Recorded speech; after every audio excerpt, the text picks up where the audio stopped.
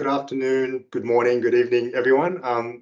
My name is Shaun Khoo, and today I want to chart for you some of the ways that perverse incentives have really been taking advantage of open access and open scholarship to, really feed into problematic scholarship and, really bad outcomes in terms of paper mill conduct and other kinds of related manipulations of the publication process. So let me just get on to my next slide. So I've got a couple of parts for this talk. In part one, I'm going to talk about some of the scholarship that I did and some of the, movements and ideas that are coming out of open access recently, and these so-called unintended consequences of open access. And these are mostly my own opinions and opinions that I've formed based on the evidence, and a lot of people seem to have been coming to similar ideas. I think my take-home messages are that while we're making scholarship more open, which is a good thing in my opinion, we need to design systems to remove perverse incentives and promote the responsible conduct of research, because a lot of the times what I think is happening is that systems that people have kind of put together are coming together in ways that really don't encourage good scholarship and are encouraging bad scholarship as well. So some of this, some people in the open access movement might not really seem to act this way, but multinational publishing corporations are not charities. Their commercial imperatives are not necessarily scholarly ideals. So this is something that I think people haven't really paid that much attention to when designing open access systems and open access movements and models. And the second thing I want people to understand from this talk is that investigating and resolving misconduct is expensive and difficult. Universities are employing people who are trained investigators with legal, policing, research backgrounds, and it's very expensive to go through these processes and very difficult. And that's why it takes so long, because these processes are convoluted and complex. So first of all, open scholarship, I think, is a very worthy goal. And I think it's also worth looking at how the Budapest Open Access Initiative has become much more sanguine over the years. In 2002, when they first started out with their statement, they were saying a new technology has come up that's making possible an unprecedented public good.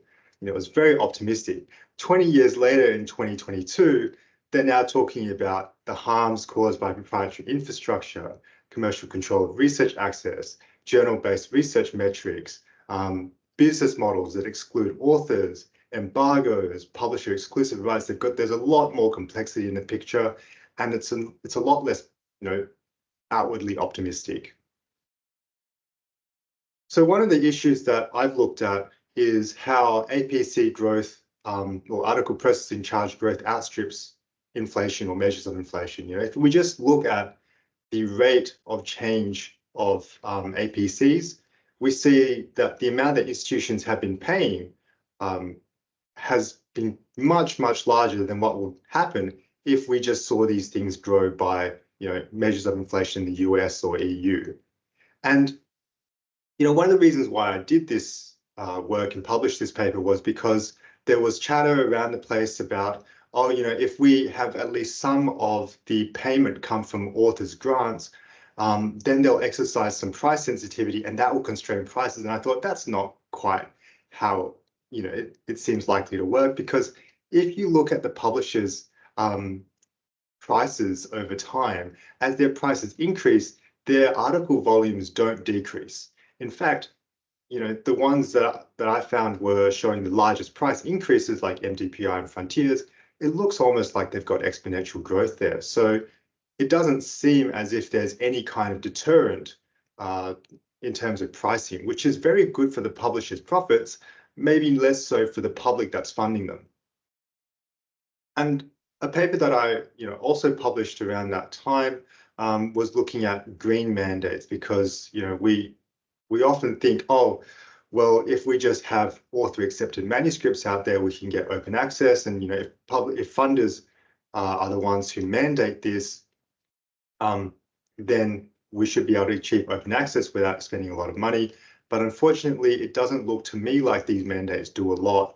because, when the Australian ARC and NHMRC introduced a green mandate with a maximum embargo of 12 months, if you look at the journals that require non-compliant embargoes, 18 to 24 months, the number of Australian publications in those journals does not decrease. If anything, it continues going up. Same thing in Canada, when the Tri-Agency introduced a similar policy, 2014, 2015, you would expect that people who are declaring those funders as their funders would start dropping off within a year or two. They will stop submitting to those journals, but that's not what you see. And it's really difficult to change author behavior. And I think this is something that funders are finally starting to see and start to admit, because a couple of months ago, we had this review coming out of JISC, which says, given the current rates of journal flipping with transitional or transformative agreements, it's going to take at least 70 years for the big 5 publishers to flip to OA. And the availability of TAs does not appear to have changed author behaviors in the UK, and they're choosing traditional publishers to disseminate their research. So, authorship or author behavior is very difficult to change, and little mandates that don't really have a lot of bite behind them don't seem to do anything. Prices don't seem to do much, except, generate a lot of chatter on Twitter. This is another thing that's coming out of the Bill and Melinda Gates Foundation. They're placing at the feet of open access many unsavory publishing practices, paper mills, questionable quality review, unchecked pricing.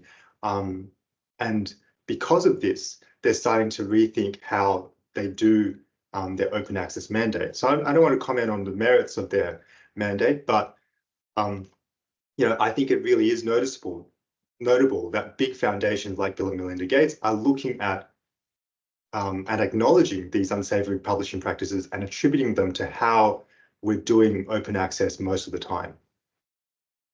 So why is it that open access and, in particular, that author pays business model, why are they not constraining prices, and why are they doing these kinds of unsavory things? Well, I think it's quite straightforward, and we all probably know this, that institutions and funders reward researchers for publishing with those traditional publishers. So, if your career is tied up to these papers in Nature, Cell, or Neuro, or Science, then you're going to be happy to spend other people's money to do that. And when you make your publishing decision, you're getting personal career benefits that's paid for by others. I want papers. Or when I was a researcher, I wanted papers to advance my career. I wanted them so that I could apply for fellowships. So, I was getting those personal career benefits as well as disseminating scholarship.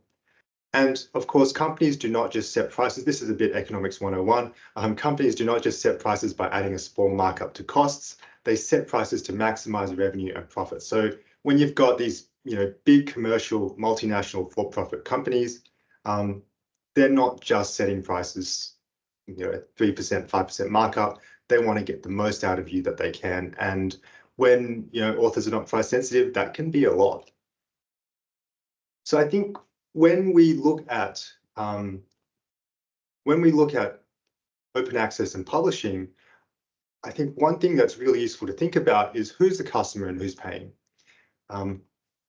We didn't really have paper mill conduct as much, I think, under subscription models, and because primarily what journals wanted to do was to satisfy readers, and readers were represented in those negotiations by libraries.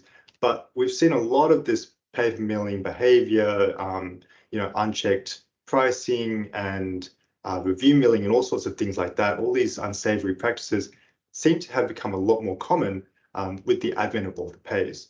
And I think that makes a lot of sense. And when I get to the second part, I'll talk about what we're seeing in terms of research integrity investigations around these open access models. I think S2O and Diamond have a lot less of this kind of thing as well, because again, there's a mediation there by libraries. And I think libraries are really important in terms of how they mediate quality in the publishing system, because if a library can see that a journal is doing something dodgy, they can not renew that contract. And so that will protect, that's another check on the literature, in addition to people actually reading it and saying, oh, I don't want to cite those papers. So when we think about predatory journals, in many respects, they're also just customer-centric journals, And again, here's another example of someone very influential in publishing saying, look, this publish or perish climate is what's supporting the predatory publishers and their business model and their profits. Right? So, they're delivering what people want. What people want is to publish lots of papers, and that is, what they're really delivering. So when I chart out these incentives, I'm going to have, this chart going through the rest of my talk as well, incentives and the problematic outcomes that we're seeing. So I think that there's a lot of agreement that publishers being paid per paper is, leading to, not necessarily the only cause of, but is definitely encouraging predatory and low quality journals, ultra fast peer review, and associated problems with that. And in the next part, I want to build down the rest of this chart based on my experience investigating research integrity matters and the experience of UNSW investigating research integrity matters. So I just want to note here that these processes are strictly confidential. I cannot comment on any specific cases. I definitely don't want to impugn any processes that may be in flight at the moment. A little bit about the team at UNSW. It's charged with investigating and resolving complaints and wrongdoing. There are a bunch of different teams in there covering student conduct, research integrity, corruption and other things like that. And research integrity is one of the larger teams within that unit. And I think it compares quite favorably when you look at how research integrity and how many cases are being handled at UNSW. If you look up research integrity reports, you mostly get reports out of the United Kingdom, and they report things like 15 allegations, 9 allegations, 16. UNSW a few years ago started publishing its own annual report, the first in Australia to do so, as far as I know, and reported 85 complaints, 176 allegations, and 2 ARIC reviews. And ARIC is the Australian Research Integrity Commission. It's kind of like a appeals body and regulator for Australian universities in research integrity. And so 2 out of the 6 ARIC reviews were UNSW, which says to me that people at UNSW know how to run a complaint. UNSW is handling a lot of complaints, and people at the end of their complaints, or whether they're respondents or complainants, know where to go in terms of appeals and are happy to do so. So I think that's all a good sign. I would stick to the null hypothesis in terms of whether people at UNSW are, commit more misconduct than other universities, but I think it's really positive that UNSW actually handles those complaints and handles such a large volume of them. I'd like to take you back about maybe a year ago. This is a conversation I've had a few times with various people at UNSW or elsewhere, where I might say something like, can you please explain why your PhD student has over 50 publications in 3 years? And they would come back to me and say, oh, that student's really excellent. They're very proactive and hardworking. They've got a large network and they're so good. Did you know they got this top-up scholarship for talented HDRs? And so I would then say, okay, well, their thesis has been alleged to contain a whole lot of plagiarism. They've got multiple papers in highly questionable journals. And when I ask them to comment on this, I invariably get back a response that looks a little bit like, I don't know anything about that. And within the Conduct and Integrity Office, I think we see the full spectrum of manipulation of the publication process. We've got fabricated or plagiarized data, possibly generative AI. It's hard to prove at the moment, but I think it's definitely coming up more. Abuse of guest edited or special issues, manipulated and faked peer review, authorship for sale or financial benefits exchanged for authorship, all in papers that are supposedly solving real world problems. So, if these things actually influence policy, even though they're all fake, that's going to cause actual real world harm. And of course, these things are all undermining accountability and reward systems in academia because of that intense pressure to publish. And so we're seeing a lot of the people who come to our attention because of paper mill activity or paper mill-like activity, they're coming in with scholarships, prestigious top-up scholarships. They're getting hard to get visas, and they're often walking out of these PhDs into, good positions. I'm seeing people walk out of their PhD straight onto level C. So that's 150,000 Australian dollars a year, straight into those kinds of quite well-paid jobs. One thing that I would also like to suggest to you is that even though paper mills are often defined as malevolent companies, the kinds of conduct that we're seeing in UNSW, and I think a lot of other places, is that it's not just a company. It's also more a cottage industry or a DIY kind of thing where HDRs and other researchers at all levels are kind of doing this thing themselves. So we know paper mills are big in the media. I don't need to tell this group that it makes the news on Retraction Watch or Nature or Science, but I do want to suggest as well that it's not just corporates that are doing it. And I also want to give you some flavor for how open access and open scholarship is not just accelerating research, but also accelerating plagiarism. Because one thing that people have been doing, research have been doing, is using open access repositories, for example, code repositories, to get open source code, and then downloading that code, running it, and then publishing 1, 2, 3, or more papers to line their CV. And that way they can really build up a track record, even though they've only done the one thing, and they just might sub out the application, instead of swimming pools, it might be spas, and then they go from there to bathtubs or something like that.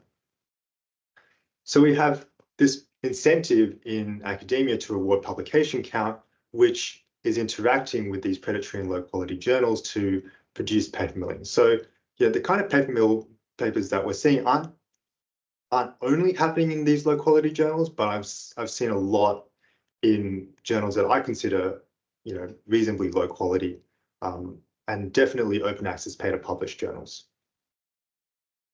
As I mentioned before, people are exploiting guest editor positions, and we've seen conversations that look a little bit like this. I pitched a special issue to the journal. They've accepted. This is one collaborator saying to their other paper mill collaborator, "Great, we can come up with something. Is there an APC?" To which they will say, "Yes, just add me as an author and it will be waived." Right. So that small incentive that the journal's offering to the guest editor of, if you publish in this guest issue that you edit, we'll waive the fee. That becomes something that they can trade. Also suggest some friends to peer review, because if we're going to manipulate guest editorship, we might as well manipulate the whole process. And I've never seen any of the people who are doing this have any kinds of qualms about engaging in this conduct. So that another small incentive offered by publishers, guest editor and APC waivers, these are supporting that gift authorship and getting people slots and papers to help boost their publication count and, engaging in this paper mill behavior. So we can see the number of papers that would be involved in this kind of thing increasing. Here's another example of a researcher that might come to our attention, a HDR candidate, so someone we wouldn't expect to do a lot of peer review, but their Web of Science profile data says they've got hundreds and hundreds and hundreds of peer reviews. And then it says their peer review to publication ratio is about 20 to 1. Now, when you wonder why 20 to 1, it's because the particular publisher they were doing all this reviewing for offers a reviewer discount voucher of about $100. So about 1/20th of an APC. Add up 20 of these review discount vouchers and you get your own free publication. And I would note here that these incentives are just less than a quarter of what James Heather's proposed as part of the 450 movement as a reviewer fee. So even though it's such a small amount of money, it is the kind of thing that has led to review milling behavior. And this review milling behavior that results in all of these all of these discount vouchers allows them to seek gift authorship from their collaborators. You contribute these discount vouchers and you get on this paper, and then when I write a paper, you use your discount vouchers to help me, so everyone helps each other. It's actually really nice in a way that they're helping each other out like that, but it is also just gift authorship and pay-for-milling behavior. And so while we're at it, you might as well review my papers. And so we end up with conflicted peer review because they're doing a lot of peer review and, in using their networks to manipulate the whole process. This is something that MDPI acknowledged quite recently as happening in their journals, where they said that they were addressing a reviewer mill. And in this case, the reviewer mill was engaging in unethical citation practices. So, coercive citation, which feeds on that incentive to have more research impact and more citations. If you're going to manipulate peer review, if you're going to manipulate the publication process, you might as well get a couple of citations as you do it. That way you can say you've got, 90 papers with 500 citations, or, 2,000 citations, and that's going to help you to get that level C job. And so, if you're going to run a paper, well, you might as well run a citation cartel at the same time. If you're wondering why or how we find out about these things, the easiest way and probably the nicest way is when we are told about this stuff directly, when someone sends UNSW a complaint or referral. But we also find a lot of it while we're investigating or assessing a matter. So in the 2022 report, there's an example of an allegation of potential gift authorship in a single paper. So we've got one paper, one person, but there were then further allegations of unethical publishing practices, ghost authorship, potential data falsification, non-research related conduct, 22 papers involved, 10 current and former UNSW researchers. So increasing in scope over tenfold during the course of our investigation. We also see problems identified during thesis examination, as I alluded to in that vignette at the beginning, as well as comment threads posted on PubPeer. So all of these kinds of sources of information come to UNSW and feed into our compliance processes. And as I mentioned before, investigation is very resource intensive. The guide to managing and investigating potential breaches of the Australian Code for the Responsible Conduct of Research uses the terms preliminary assessment and investigation. So there's a triage step, which I'm not going to cover. It's very straightforward. But this preliminary assessment step is the part where we spend the bulk of our time, especially at UNSW. And this is where we have people who are trained as government or trained in government investigations to go through this process, to do this fact-finding operation. We write to the respondent because people should have an opportunity to, respond to allegations, gather the facts and evidence and wait for responses and get expert opinions. So these steps can take quite a long time. Think about how often a journal doesn't reply to you if you've raised an issue or even just have a paper going through. They also don't reply to me, so you're not alone in that. And getting expert opinions on responsible issues, think about how hard it is to get someone to peer review a paper. It can be just as hard, even harder, when you're the Research Integrity Office, getting someone to give you an expert opinion. And, as I mentioned, we do raise additional concerns on occasion, and when that happens, we have to repeat those steps. After that process, we draft a preliminary assessment report, and this process does vary a little bit. I just want to note there, it does vary a little bit between universities, but this is mostly informed by the guide and UNSW's process. Then we get comment on the preliminary assessment report for errors or omissions of fact, but usually they use it to have another go at in terms of putting their argument forward. We then send the report to a senior person for a decision. Then we notify the outcome. If potential misconduct, refer to the responsible executive officer. So most of our matters will end there, and that's going to take at least a year because it's quite a long process. So then we get to an even longer or more, complex process in terms of what's called an investigation, even though the preliminary assessment is more of the primary investigation. This one, again, we write to the respondent, outline that, now we think these allegations are misconduct. They have an opportunity to admit or deny those allegations. If they deny in whole or in part, which they almost always do, form an investigation panel. Now, this investigation panel looks a bit like a court. It's its own mini court. We've got external academics, we've got legal counsel assisting, we've got paralegal support. So this is very, very expensive. Respondents get to comment on conflicts of interest. They make their submissions or have a hearing. The panel report is then drafted, which is why you need that paralegal support. Again, they get a chance to comment on the panel report for errors or omissions of fact. Then the responsible executive officer makes their decision, and the respondent makes the submission of the proposed penalty. Then they make a decision on that penalty. Then we finally notify the outcome. They get to appeal internally. That's going to take 6 months or more, and that doesn't cover ARIC, and it doesn't cover legal options as well. And that's just the institutional finding side of things. If you're going to actually correct the record, need to notify the journals as well. Maybe you notify the institution first, maybe you notify the journal. The journal might then notify the institution. They can wait for us to do something, or they can go ahead and proceed on their own. They usually wait, though, if they know an institution is doing their own investigation. It goes through that lengthy process that I just described.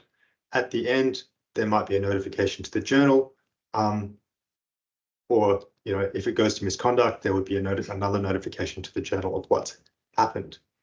The journal doesn't usually, at least not as far as I've ever known them, just take the institutional findings and act, right? They'll usually do their own investigation again and give the authors a chance to respond and do their own fact finding. Then if the authors appeal, complain to regulators like ARIC, or threaten legal action, they'll usually just stop and wait for that to resolve. So that could take several more years. And then finally, once all of those appeals and processes have been exhausted, then finally that's when they'll say that they'll correct the record. Alternatively, and I've very, very rarely, almost never seen this happen, where a journal or publisher investigates on their own, they withstand any threats of legal action, and then they correct the record. Then they notify the institution, and the institution has to go through all of those things to make findings of a breach of the research code or misconduct. And then the institution will have to withstand the appeals and ARIC complaints and further legal threats. So in summary, open access has given us more places in the publication process where people seem to be engaging in manipulation, and this is not necessarily involving a commercial bad actor. And these inflated track records are frequently being unfairly rewarded for excellence. Those incentives don't need to be large to produce perverse outcomes. They can be very, very small. 1 or 2 citations or $100 review discount voucher. And this reactive compliance activity has really poor pedagogical and scholarly outcomes. It's very, very difficult and time consuming to clean up the literature. It probably takes more effort to clean up the literature than it does to publish a paper. So what can be done? If you are in a position where you can assess an application for a scholarship, grant, job, or promotion, please look beyond the metrics. Educate your colleagues about the limitations of those metrics, what's normal and what's abnormal, and especially when working on new approaches to open access, because it seems to me that what's happened in terms of publishers being paid per paper, that was predictable right from the beginning that would lead to perverse outcomes. In terms of the history of the vanity press and all that kind of thing, that was all quite straightforward, yet they still proceeded with producing journals based on APCs. And then they've added, reviewer incentives and all sorts of other small incentives that are having big impacts. And so I think what we really need is systemic reform all across the board to mitigate these perverse incentives and improve how misconduct is addressed, because we're never going to clear that backlog if we have such convoluted processes, and need to have, I would estimate that it costs well over $200,000. I don't have access to any official figures, but easily costs more than that to handle a single case of misconduct. So thank you very much for your attention, and if you have any questions, you can talk to me at the end of this discussion period, or email me privately at shaun.khoo@unsw.edu.au. If you have any information about integrity issues at UNSW, you can make a complaint on the website, and you can also report anonymously. There's now an anonymous web form, and or you can just email the Research Integrity mailbox and say, I want to stay anonymous. So thank you very much.